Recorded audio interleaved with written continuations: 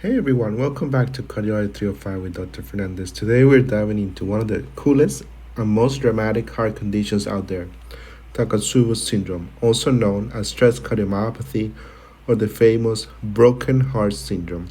Stick around because your heart might literally break, but in a reversible way. This lecture is for educational purpose only. Let's jump in. Imagine your left ventricle suddenly balloons out like a Japanese octopus trap. That's exactly where the name Takotsubo comes from.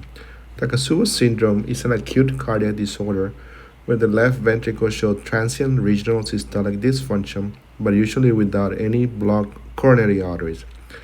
First reported in Japan back in the 1990s.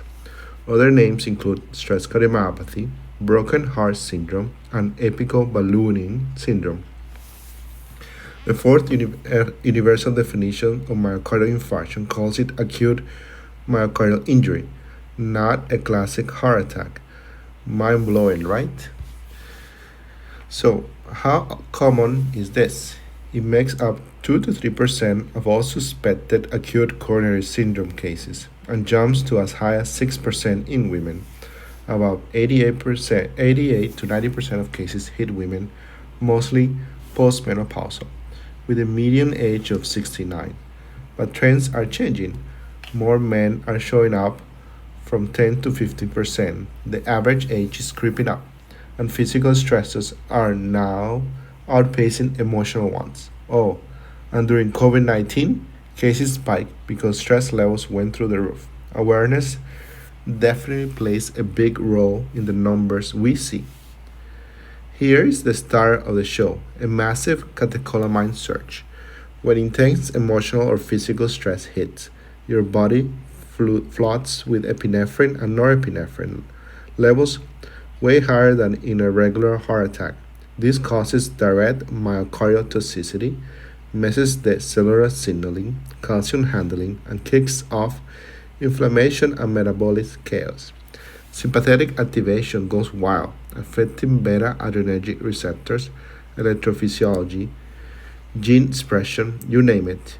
Is your body fight or flight response gone overboard? Why does the apex get hammered? Because the apical and mid-ventricle segments have higher density of beta adrenergic receptors and sympathetic nerve endings.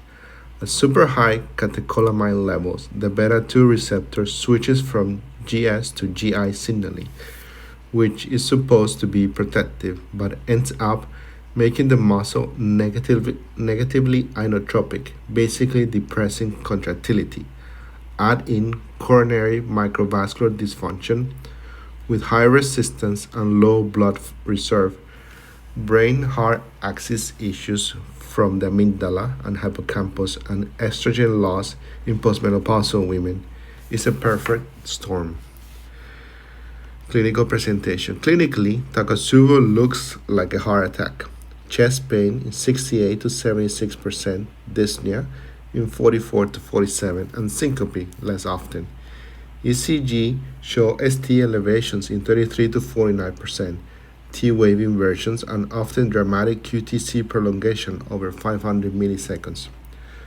Troponin is elevated in over 95%, but only modestly compared to the huge wall motion issues.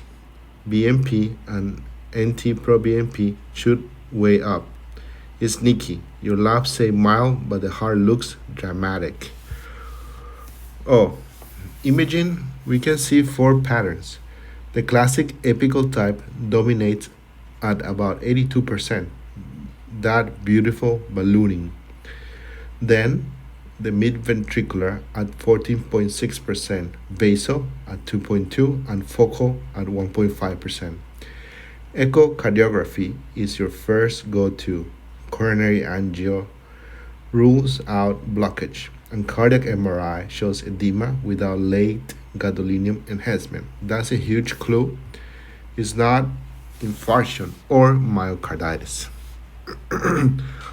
The InterTAK criteria makes diagnosis clear: transient LV dysfunction, beyond one coronary territory. New ECG changes, modest biomarker rise, no obstructive coronary disease, or other explanation, and most importantly, recovery of function on follow up. If it walks like a heart attack but the arteries are clean and the heart bounces back, think Takotsubo. Differential is why you have to rule out real ACS with territorial coronary disease, myocarditis, which show LGE on MRI or late gadolinium enhancement, and often is a viral story. Pheochromocytoma with its adrenal mass, Minoca, sepsis cardiomyopathy, and neurogenic stunned myocardium. What tips you toward Takotsubo? Widespread QTC over 500 milliseconds, quick recovery in 2 to 4 weeks, clean coronaries, and no late gadolinium enhancement on MR and CMR is the great pretender. Acute management. Management is mostly supported, no magic bullet yet. For stable patients with decent EF, we use ACE inhibitors, beta blocker, aspirin, and diuretics. If EF drops below 40%, go full heart failure meds. Carvedilol is a favorite unless LVOT obstruction is present. In obstruction, use beta blockers plus alpha agents. Give fluids and never catecholamines. They make it worse. For shock, early intra-aortic balloon pump as a bridge to recovery. Simple but smart. Long-term management. Keep ACE inhibitors, ARB, and beta blockers for at least 3 months or until full recovery. Beta blockers cut out all-cause mortality by 28% in meta-analysis. The exciting part, a 12-week supervised exercise program boosts myocardial energetics, peak VO2, and walking distance. Cognitive behavior therapy helps with energetics and stress management too. These are some of the first real disease modifying moves for Takotsubo. Complications. Don't let the reversible label fool you. Complications hit about 50% of patients. In hospital, mortality is 4 to 5%. Same as STEMI. Watch for heart failure, shock, dynamic LVOT obstruction, acute mitral regurgitation, ventricular tachycardia around 3%, LV thrombus in 1 to 2%, and rare but scary ventricular rupture is serious business. Prognosis and recurrence. Long-term outlook is more guarded than we once thought. Annual mortality runs 5.6% per patient years. MACE at 9.9. Even after EF normalizes, many have lingering subclinical dysfunction and heart failure symptoms. Recurrence happens 1 to 4% per year, up to 5 to 22% cumulatively. Risk goes up with physical triggers, no clear trigger at first event, older age, male sex, and comorbidities like COPD. Not as benign as it seems. Follow-up matters a lot. Get serial echoes at 2 to 4 weeks to confirm recovery.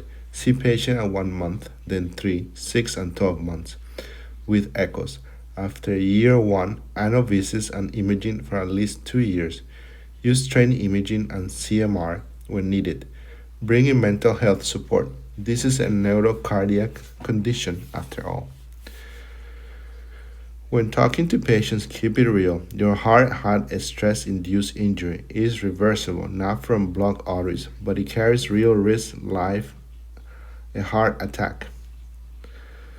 Tell them recovery takes weeks to months. Recurrence is possible at 1 to 4% yearly, and they should join cardiac rehab.